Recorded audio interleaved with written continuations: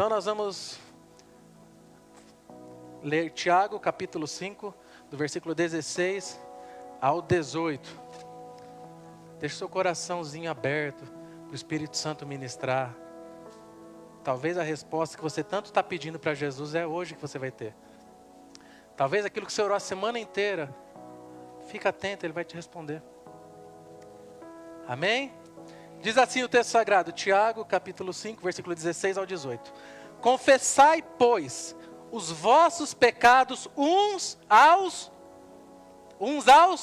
outros, e orai uns pelos para serdes curados. Muito pode, por sua eficácia, a súplica do justo. Preste atenção, Elias era homem semelhante a nós, sujeito aos mesmos sentimentos, e orou com instância para que não chovesse sobre a terra. E por 3 anos e 6 meses não choveu. E orou de novo, e o céu deu chuva, e a terra fez germinar os seus frutos. Deixa eu ver como é que está na NVI. Volta lá, no versículo 16. Portanto, confessem os seus pecados uns para os outros, e orem uns para os outros para que sejam curados. A oração de um justo é poderosa e eficaz. 17. Elias era humano como nós. Ele orou fervorosamente. Por isso que eu pedi para ler de novo. Fervorosamente. Para que não chovesse. E não choveu sobre a terra durante 3 anos e meio. 18. Orou outra vez. E os céus enviaram chuva. E a terra produziu os seus. Espírito Santo. Doce Espírito. Traz ao nosso coração aquilo que o Senhor colocou no meu coração. Que nós possamos ser alimentados, instruídos, direcionados, curados nessa noite. Apenas me use, Senhor. Que o Senhor cresça ou diminua. É o que eu te peço em nome de Jesus Cristo. Amém. Irmãos, eu quero falar com vocês hoje sobre realidades. Muitos vivemos realidades. Talvez você hoje esteja vivendo uma realidade muito boa na sua vida. Talvez a sua realidade hoje não seja muito boa. Todos nós vivemos algumas realidades e elas vão acontecendo e nós vamos passando a vida.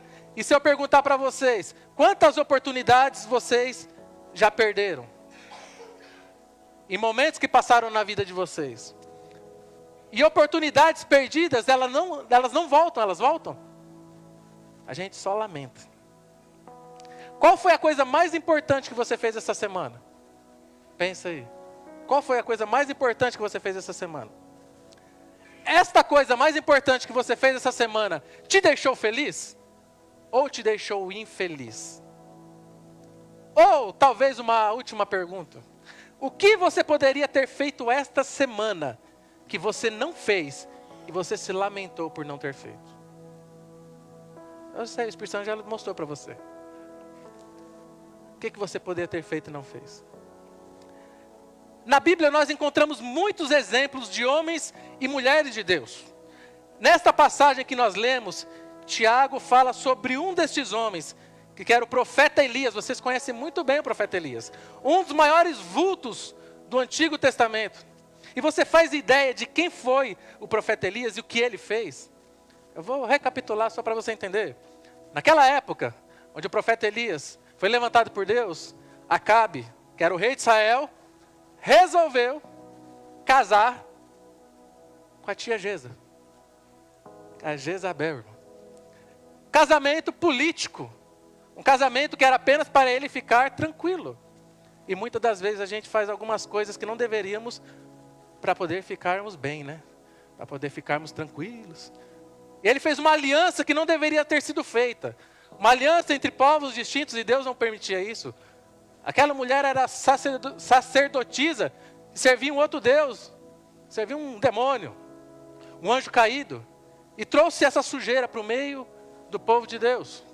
E Acabe era um bobão. Tudo que Jezabel falava, ele fazia. Deixou corromper o povo de Israel. Deixaram Deus de lado, começaram a levantar altares a Baal. E Elias foi levantado nesse tempo por Deus para poder lidar com essa situação. Além disso, Elias ressuscitou mortos, multiplicou comida, fez o fogo cair do céu numa ocasião sobre o altar lá de Baal, Fala assim, fala com o seu Deus, vê se ele está dormindo. Talvez, sei lá, foi no banheiro. Fala mais alto para ver se ele está escutando. E quando ele orou a Deus, desceu fogo, consumiu tudo e matou todos os profetas. Vocês conhecem a história, né? Vocês leem Bíblia, não leem? Amém? Isso aí. Nesse versículo mesmo, Elias orou para que não chovesse em Israel, e não choveu. Depois ele orou novamente para chover, e choveu. E a Bíblia diz que Elias apareceu para Jesus, junto com Moisés no Monte da Transfiguração. Isso já lá no Novo Testamento. Lá em Apocalipse, nós vemos que Elias, provavelmente a maioria dos teólogos é a favor disso, vai ser uma das duas testemunhas. Então, de tudo isso que eu falei de Elias, nós não temos dúvida nenhuma que Elias era um grande homem de Deus.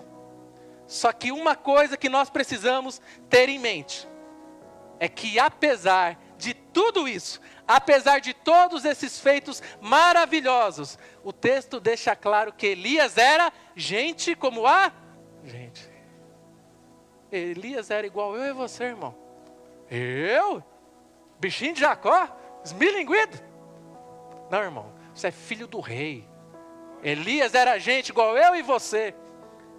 A Bíblia deixa clara que Elias era um homem cheio de limitações, fraquezas, suscetível a problemas, crises, dificuldades, assim como qualquer um de nós. Ou você acha que quem inventou de ir para a caverna e se esconder primeiro? Eu vou entrar na minha caverna, não vou falar com ninguém. Espírito Santo, eu sei. É difícil quando a gente prega para a gente mesmo. Você acha que quem inventou esse negócio da caverna? Elias já tinha feito isso. Entrou em depressão porque 450 profetas, fogo caiu do céu e estava com medo de Jezabel.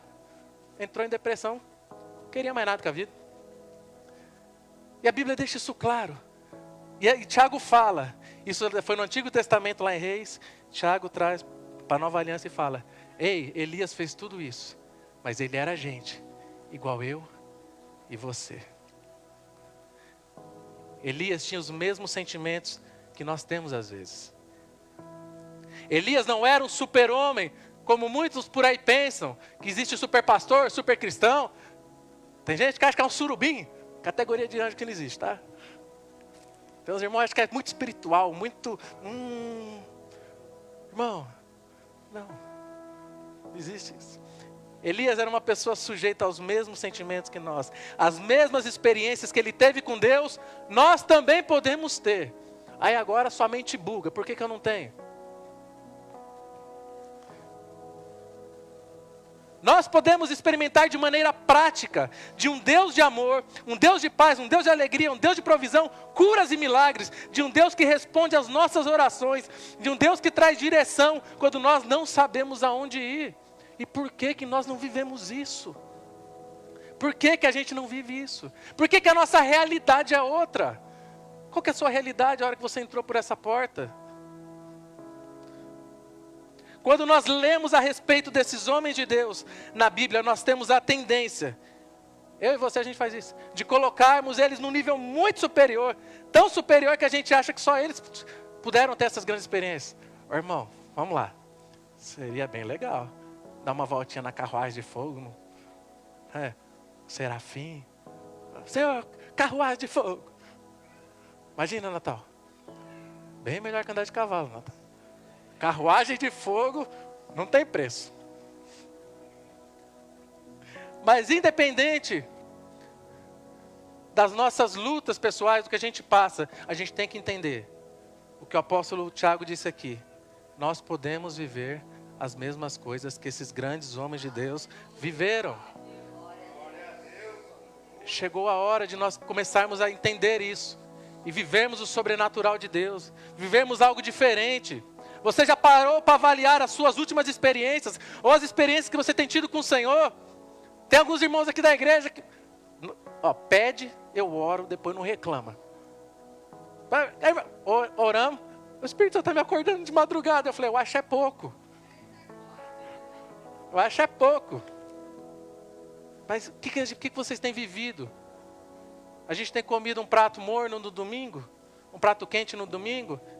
Nós temos outros 7 dias para estar com o Senhor. O principal é lá fora. Aqui é a comunhão, onde nós somos alimentados, onde nós nos reunimos como igreja para adorar. Mas o evangelho, você realmente tem vivido na prática aquilo que você ouve semana após semana?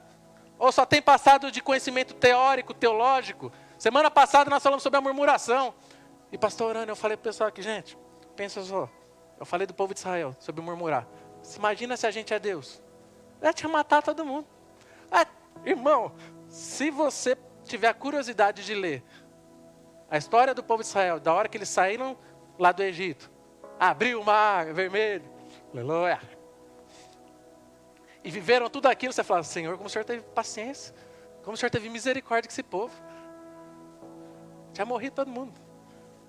É por isso que eu e você, nós não somos Deus. Nunca seremos, nós somos servos dele. Filhos amados. E nós não entendemos o amor dele, por isso que é um amor incondicional. Mas você precisa ter mais experiências com Deus. E por que você não tem mais experiências com Deus? Por que sua realidade hoje não é a realidade que você tem pensado ou que você tem sonhado? Quantas vezes você deitou para dormir na cama, ficou imaginando lá, sabe aquele mundo de Nárnia? Você assim, nossa, olha que legal. Aí alguém puxa, quem tem filho, mãe, pai, voltei. Por que nossa vida, a gente não vive essa realidade? O que eu preciso saber para mudar realidades e o mundo ao meu redor? E eu quero fazer uma análise aqui expositiva desse texto de Tiago. Algumas lições que nós vemos nesse texto. Esses 3 versículos nos ensinam muita coisa. Primeira coisa, a mudança de realidade está ligada, está atrelada, está conectada com a nossa transparência em confessar. Vou traduzir. A primeira coisa, no que está ligado a essa realidade da nossa vida mudar, é a sinceridade do nosso coração para com Deus. Confessar os seus pecados para Deus. Não, mas o texto fala, confesse os pecados uns para... Ixi, mas tem que confessar para os outros?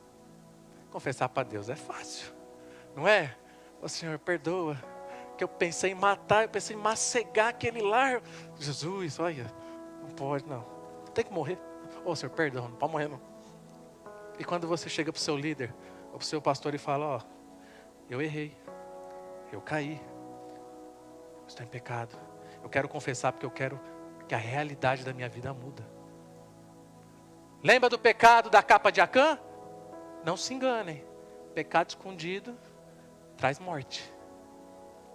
Portanto, confessem os seus pecados uns aos outros e orem uns pelos outros para serem curados. Vocês acreditam na Bíblia? É a palavra de Deus? Ela é viva? É ela que está dizendo, não sou eu não. Confesse os pecados uns para os outros e orem uns pelos outros, igual a gente faz toda sexta-feira aqui, no momento final da oração. Ora pelo seu irmão. Que a sua mão represente a mão de Jesus agora. Que a sua voz represente a voz de Jesus agora. E seja a bênção na vida dele. Não é isso que a gente faz? A porta do céu se abre quando somos capazes de reconhecer quem somos diante das pessoas. Não adianta ficar dando migué. Muitos de nós, irmãos, eu também, irmão, todo mundo está no mesmo. A gente é muito bom em, na frente dos outros, parecer um santo. Irmão, Pai do Senhor. O pastor só faltou um terno e gravata, né? Está meio de pastor. Irmão, Pai do Senhor. E parecer bem espirituais. Nossa, aquele irmão é espiritual, hein? Ele espirra falando em línguas quase.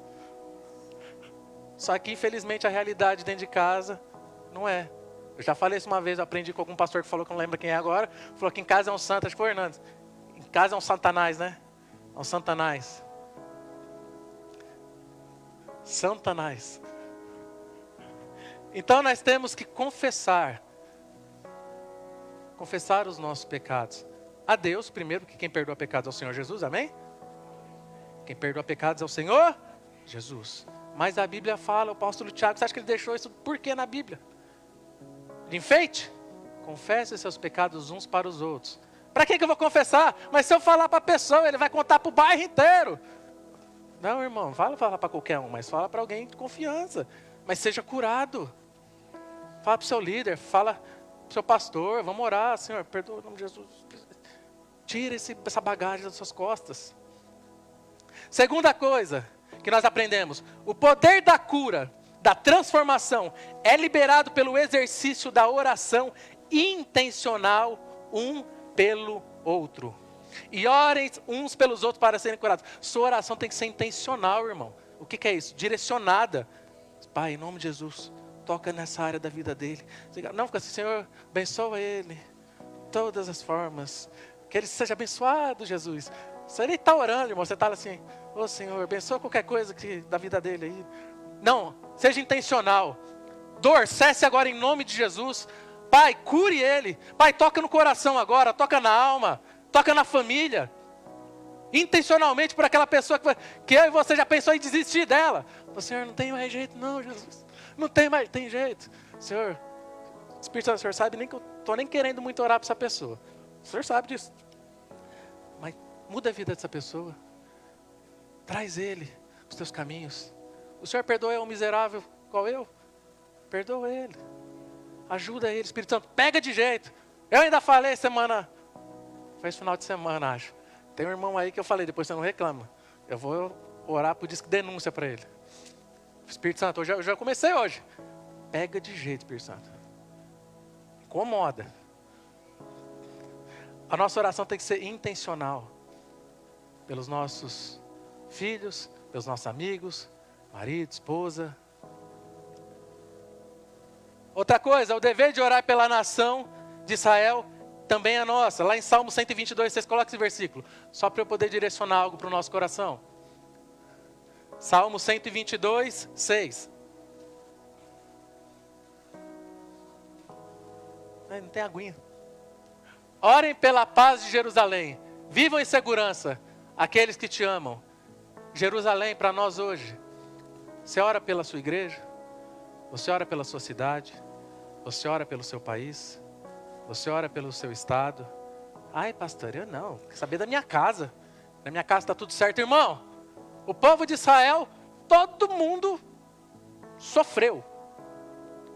O povo de Israel lá, quando Acabe casou com a tia Jeza, com a Jezabel, todo mundo sofreu por causa do erro dele. Ore pela sua cidade, ore pela sua igreja. Isso é um dever nosso como cristão. Ore pela nossa nação. Está cada dia pior, irmão.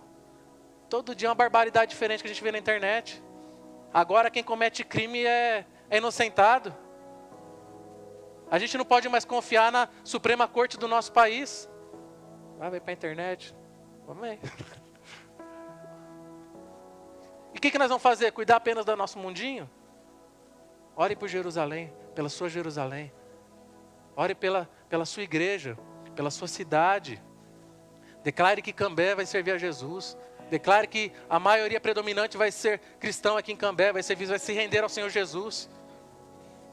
Certa vez, a rainha da Inglaterra declarou que preferia enfrentar um poderoso exército armado do que um servo de Deus em oração. Você tem noção disso? Ela reconheceu um servo de Deus fiel em oração. Tiago ainda diz em Tiago capítulo 5, 14 e 16, antes do versículo 16, olha o que ele diz: entre vocês há alguém que está doente?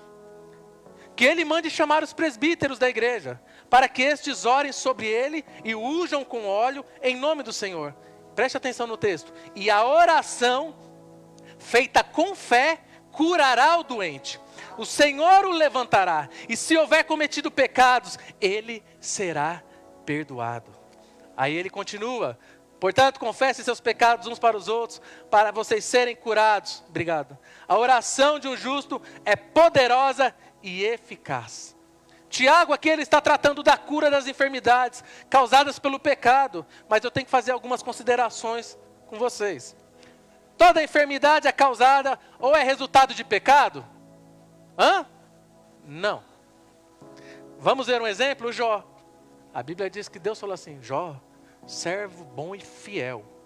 Deus não falou que ele é pecador. Mesmo assim, Deus permitiu que Jó passasse por tudo que Jó passou, e vocês sabem a história.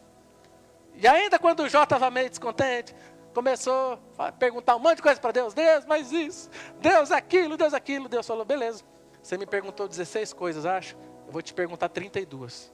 Onde você estava quando eu fiz o universo? Aonde você estava quando o Leviatã, que era um monstro marinho, era uma bichinha de estimação quando eu fiz isso? Aonde você estava, Jó, quando eu fiz isso? Aonde você estava, Jó, quando eu fiz aquilo? Então nem toda enfermidade é resultado de pecado. Deus permitiu, mas Deus restituiu o dobro para Jó. Senhor, eu achei que eu te conhecia, mas eu não te conhecia, agora eu te conheço. Outra consideração, nem todo mundo é curado, irmão. Entende isso? Exemplo bíblico, Eliseu, homem de fé. Mãe, você sabe quem é Eliseu? Foi o sucessor de Elias. Simplesmente porção dobrada. O dobro dos milagres. Eliseu falou assim, tudo bom, Elias, você vai vazar? Eu quero unção dobrada. Dura coisa me pediste. Ele foi ousado e pediu. Chegou lá, bateu com assim, aonde está o Deus de Israel? Bateu no Rio Jordão e abriu no meio, o Rio Jordão. Ele passou, ele falou, não, poxa, todo mundo faz. Eliseu, aquele mesmo, que quando Elias chamou, falou, eu vou matar os bois, as carroças, fazer um churrasquinho, eu vou obedecer à voz de Deus. A Bíblia diz que Eliseu fez todos esses milagres e ele morreu com uma enfermidade. 2 Reis, capítulo 13, versículo 14. Coloca aí na tela o que o texto diz.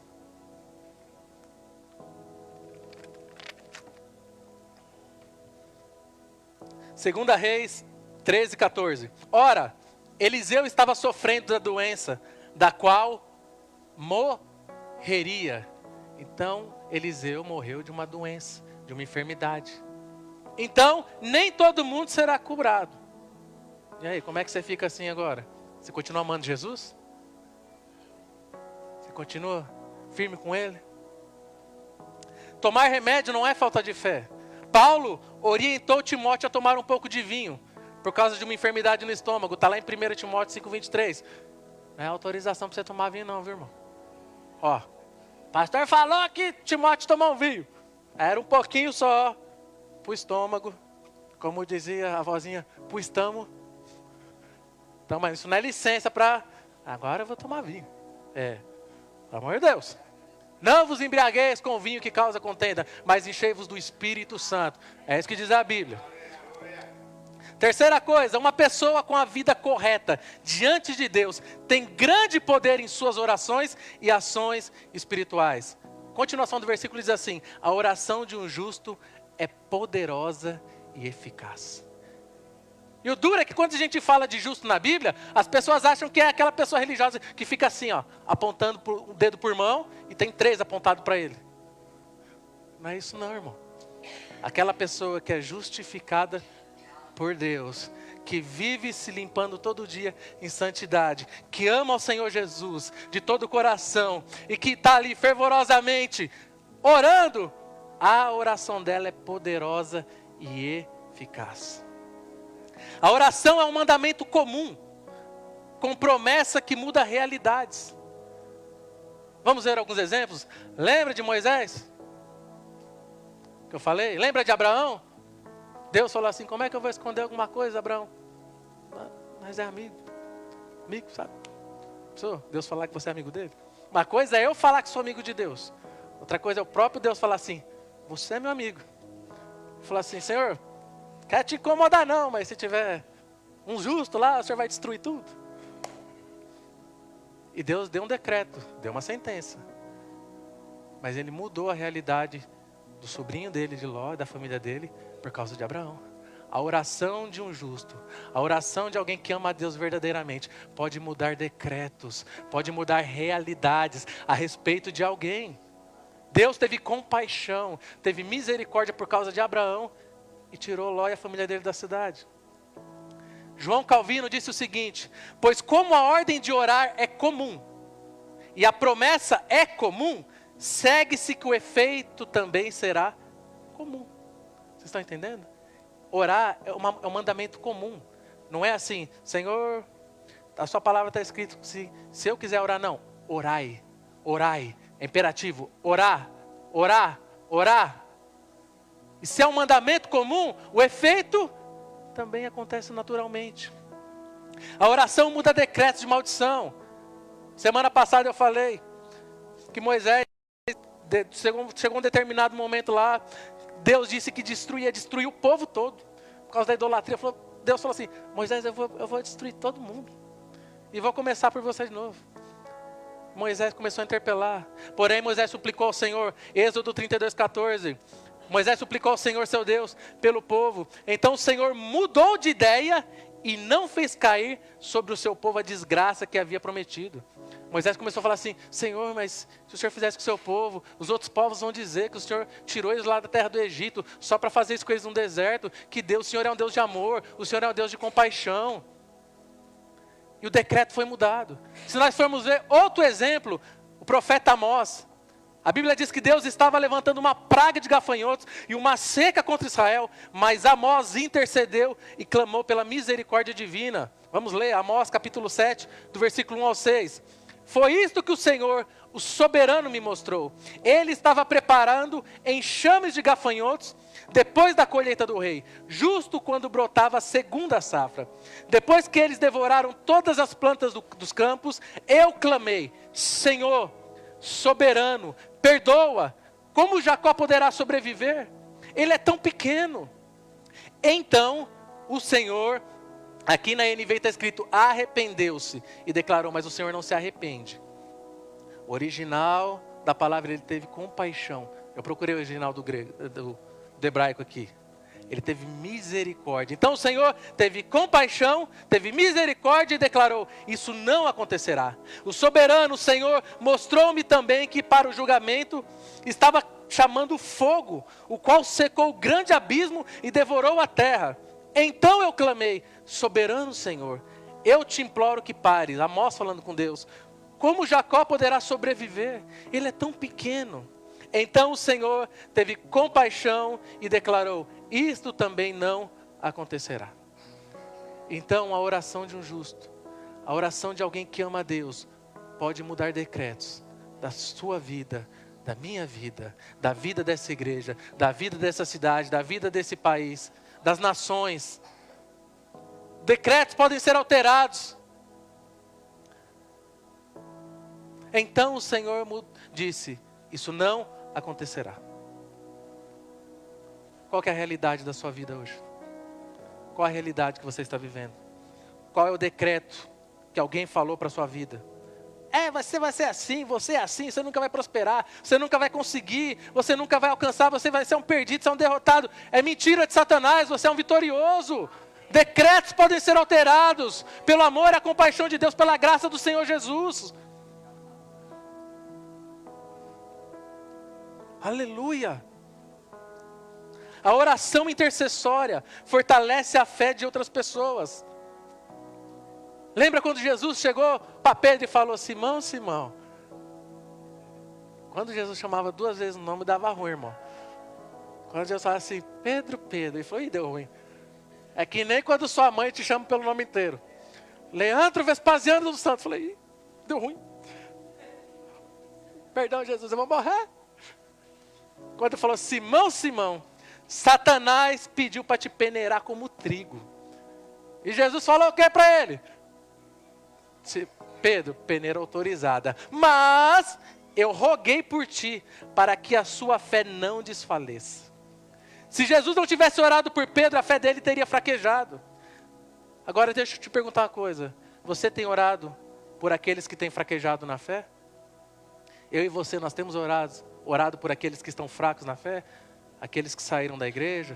Aqueles que não estão desanimados, não querem mais voltar, não querem mais vir? A oração intercessória faz o amor dos cristãos aumentar. Paulo orava para que o amor dos crentes aumentasse cada vez mais. Filipenses 1:9. Esta é a minha oração, que Paulo diz: que o amor de vocês aumente cada vez mais em conhecimento e em toda a percepção. A oração intercessória ajuda no processo de santificação. Sabe aquele irmão que não consegue parar e deixar pecar? Começa a orar por ele. Começa a interceder. Jesus, pega de jeito, Jesus. Senhor, pega, Senhor, vai ali, ajuda. Desiste.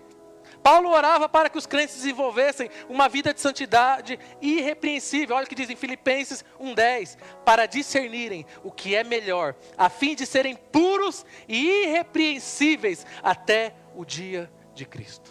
Aleluia! A oração de intercessão abre os olhos espirituais. Paulo orava para que os crentes tivessem seus olhos espirituais iluminados. Efésios capítulo 1, versículo 18 e 19. Oro também para que os olhos do coração de vocês sejam iluminados, a fim de que vocês conheçam a esperança para a qual Ele os chamou, as riquezas da gloriosa herança dele nos santos e a incomparável grandeza do seu poder para conosco, os que cremos, conforme a atuação da sua poderosa força. Olha o que Paulo diz. Nós temos intercedido por alguém, nós vemos nesses 3 versículos, tudo isso. Elias era gente igual a nós, e ele orou fervorosamente, e um decreto foi mudado, e um decreto foi alterado. Paulo ainda disse em Efésios 3,19, e conhecer o amor de Cristo, que excede todo conhecimento, para que vocês sejam cheios de toda a plenitude de Deus. Era isso que Paulo intercedia junto a Deus pelos irmãos dele. Quinta coisa, a operação do poder de Deus em nós é através de nós e se dá não pelo que somos, mas pela graça de Deus mediante a fé. Deus faz apesar de nós, através de nós, não porque você é bonzinho, não porque ninguém é bonzinho, é pelo amor dele, pela graça dele, pela misericórdia dele, não porque tem um que tem mais unção que o outro. Lógico que quem busca, encontra, quem bate, a porta alta, abre. Aqueles que buscam o Senhor de madrugada, o óleo é diferente. Mas a questão é, Elias era humano como nós. Ele orou fervorosamente para que não chovesse. E não choveu sobre a terra durante 3 anos e meio. E ele orou de novo. E o céu enviou chuva à terra e produziu os seus frutos. Por que eu estou repetindo isso de novo? Para que ninguém de nós se oponha e diga que estamos muito distantes. Eu estou muito distante de ser como Elias. Eu, parecido com o profeta Elias. A Bíblia diz que ele era um homem mortal, um homem sujeito às mesmas coisas que eu e você. Pois nós nos beneficiamos menos com os exemplos dos santos, porque imaginamos que eles eram tipo uma espécie de deuses, de heróis. E muitas vezes eu e você acham que a nossa oração não tem efeito. A oração de um justo pode muito em seus efeitos. Orai uns pelos outros, para que sejam curados, sejam libertos, sejam transformados. Para afastar essa superstição, Tiago nos lembra que os santos devem ser considerados como tendo a enfermidade da carne, para que nós possamos aprender a atribuir o que eles obtiveram do Senhor, não pelos seus méritos, mas pela eficácia da oração, pela eficácia na oração. E último ponto, para a gente fechar com chave de ouro. A obstinação, a persistência e determinação no mandamento da oração desata o sobrenatural de Deus. Vamos ler junto? 1 Reis, capítulo 18, versículo 41. Esse a gente vai ler junto. Aleluia! Anima aí, irmão. Deus está falando com você, que pode mudar a realidade da sua vida. Pode mudar o decreto que alguém falou a seu respeito. Vamos lá. E Elias disse a Acabe: vá comer e beber, pois já ouço o barulho de chuva pesada. Então Acabe foi comer e beber, mas Elias subiu até o alto do Carmelo, dobrou-se até o chão, pôs o rosto entre os joelhos. Vá e olhe na direção do mar, disse ao seu servo. Falou para o ajudante dele, para o pupilo dele: vá, olhe na direção do mar. E ele foi e olhou. Não há nada lá, disse ele. Olha o que está escrito. 7 vezes Elias mandou perseverar fervorosamente. Eu orei uma vez, Deus não me escutou, estou de mal. Fervorosamente.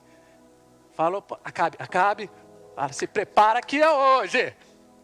Subiu para o monte, com o rosto em terra, começou a orar fervorosamente. E falou para o moço dele: vai lá ver Vai lá ver se aconteceu alguma coisa. E o moço voltava, aquele mesmo moço, que depois ele falou assim, ô Jesus, faz Jesus esses escudeiros. Mas ele falou, olha lá, vê se tem uma coisa. O moço voltou, não tem nada não. Vamos continuar o texto. Volte para ver. Na 7ª vez o servo disse, uma nuvem tão pequena quanto a mão de um homem está se levantando do mar. Então Elias disse, vá dizer a Acabe, prepare o seu carro e desça, antes que a chuva o impeça. Vai vendo o que o texto diz. Aleluia. Enquanto isso, nuvens escuras apareceram no céu. Começou a ventar e começou a chover forte. E Acabe partiu de carro para Jezreel. O poder, olha irmão. Eu falo irmão. O povo faz filme porque lê Bíblia. Vamos ver. O poder do Senhor veio sobre Elias. E esse, prendendo uma capa com o cinto, correu à frente de Acabe por todo o caminho até Jezreel. Da onde eles tiraram o flecha, irmão? Ué? Ele correu mais que os cavalos. O poder de Deus veio sobre Elias. Ele correu, passou na frente dos cavalos de Acabe. Flecha. Mas a oração persistente, a oração eficaz, a intercessão e a oração do justo mudou o decreto. Não chove. Agora Deus falou, agora você vai orar e vai chover. Vai voltar a chover. Você crê que você pode mudar a realidade da sua vida e o mundo à sua volta?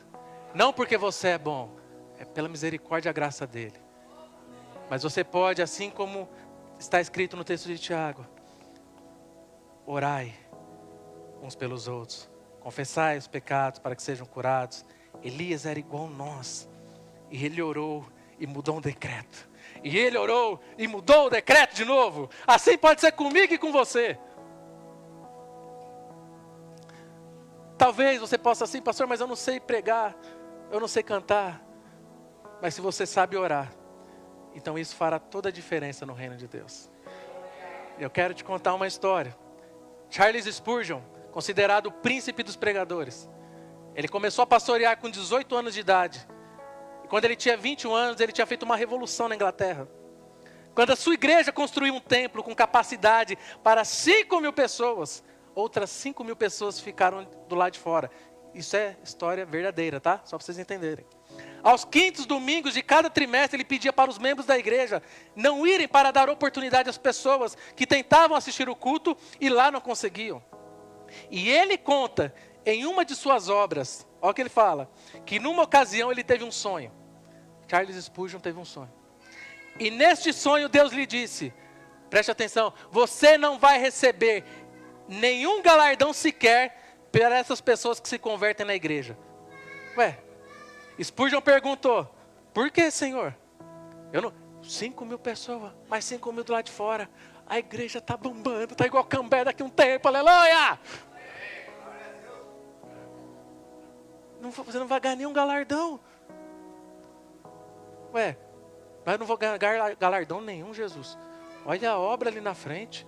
Olha, vai ter uma fachada de vidro refletido assim. Olha só que bonito. Mas não vão ganhar nada. Não, você não vai ganhar galardão nenhum, filho. Ué, Jesus, mas por quê? Olha só. A resposta foi, o galardão é daquele senhor idoso cego, que senta no primeiro banco, orando pelos perdidos, que se convertem na sua igreja. Você entendeu? Não há alguém que não possa dizer, eu não tenho nada para fazer, eu não tenho nada para oferecer a Deus. Você tem a sua oração, o seu amor através da oração derramando por todos. Não vou orar só por mim, que eu sou muito egoísta, não, gente. Orar de mim para mim mesmo, olha no espelho assim, com grande...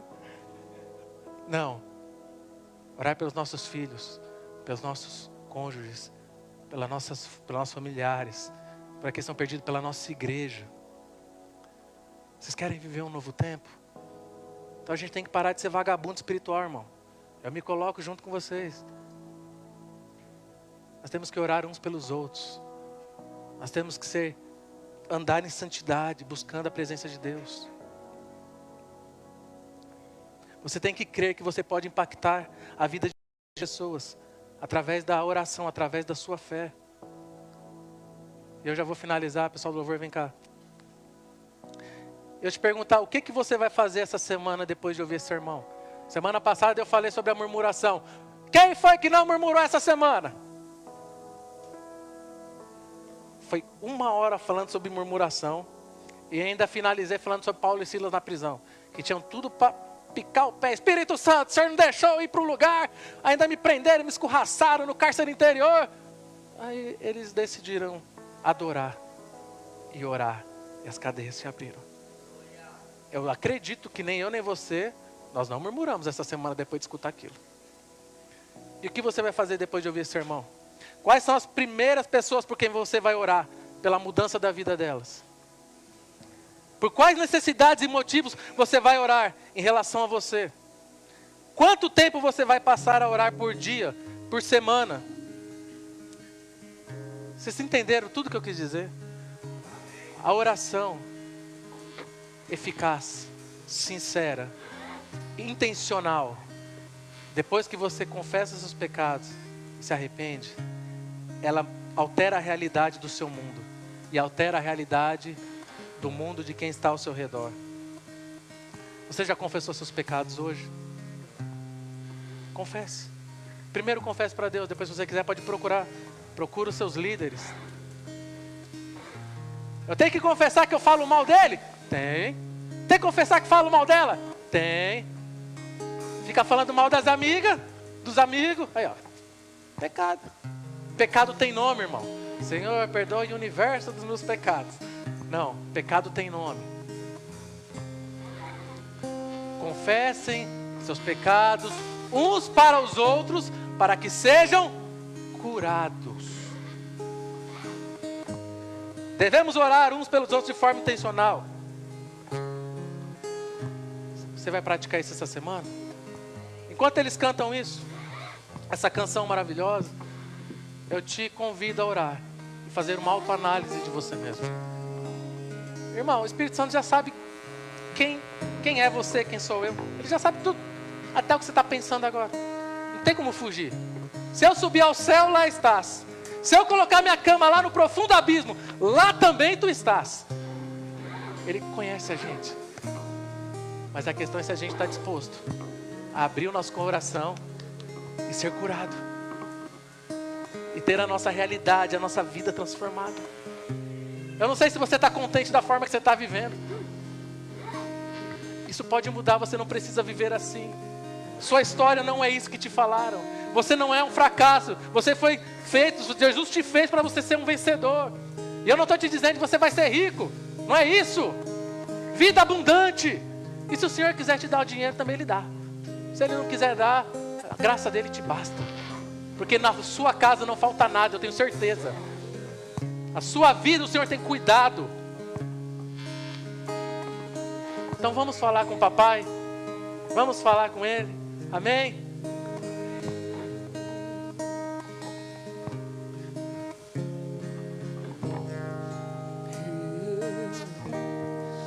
No mundo busquei, mas não preencheu-me.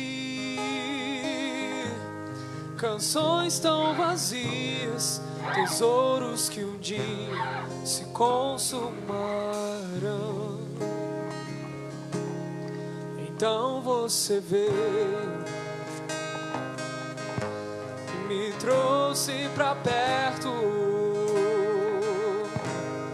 e todo desejo é satisfeito em seu amor.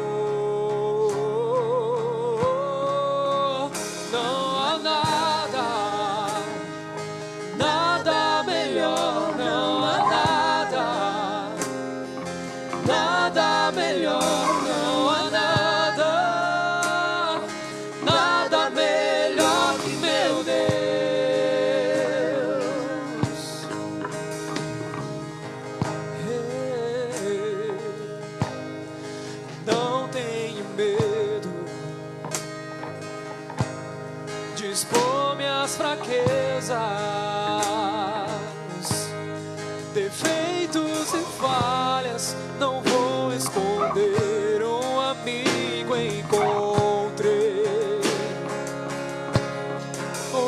das montanhas, é o Deus dos vales, e não há lugar que a sua graça não possa me achar. Não há nada, nada melhor, não há nada, nada melhor, não há nada, nada melhor que meu Deus. Não há nada, não há nada, nada melhor, não há nada, nada melhor, não há nada, nada melhor que meu Deus,